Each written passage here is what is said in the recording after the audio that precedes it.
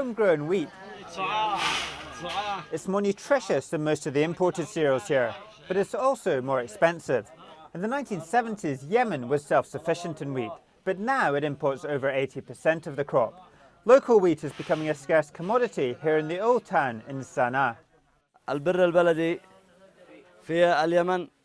The use of domestic wheat has gone down in Yemen. When Yemen's farmers found out that foreign wheat was half the price of domestic wheat, they stopped growing wheat. People prefer what is cheaper. They want to eat so it doesn't matter where the food comes from, as long as it's affordable.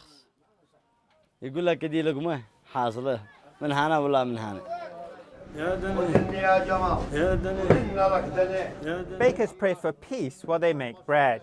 It's a staple part of the diet here, so demand is constant, despite the fact that bread prices at this bakery have quadrupled over the last year. The rising cost of importing wheat and rice is forcing up food prices in Yemen, which is why the government wants to reduce its dependence on imports. وأيضا هناك كان توجيهات للحكومة. The government has ordered that the buying price of domestic wheat should be the same as imported wheat. And we have started planting big plots of land and are investing in irrigation and fixing the problem of supplying water from wells. But it will take time.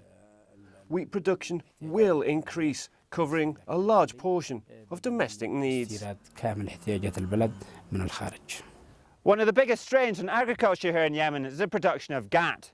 Most of the population chew the leaves of this plant on a regular basis, and it's a lucrative business for farmers here. Ahmad is one of these farmers.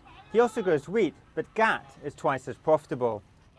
So profitable that he has 3 lookout towers around his farm, which are manned 24 hours a day to guard his valuable shrubs. We grow khat because its income is much more profitable than other products. If the government paid us a good price for buying corn and wheat and such products, we'll get rid of khat and start growing wheat instead.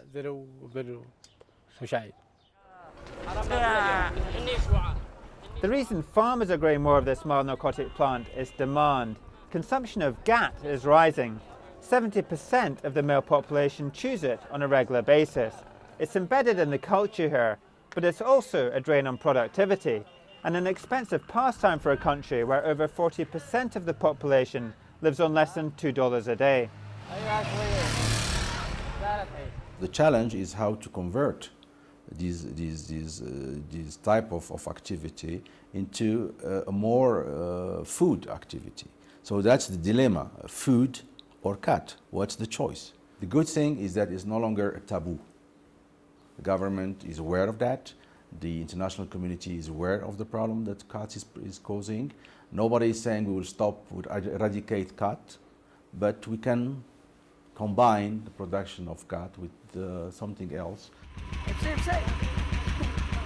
And this would help to preserve the country's valuable agricultural water supplies, over a third of which are used for khat. The rising cost of importing cereals is putting pressure on Yemen, but encouraging more farmers to swap khat for food crops will help the country solve its food crisis.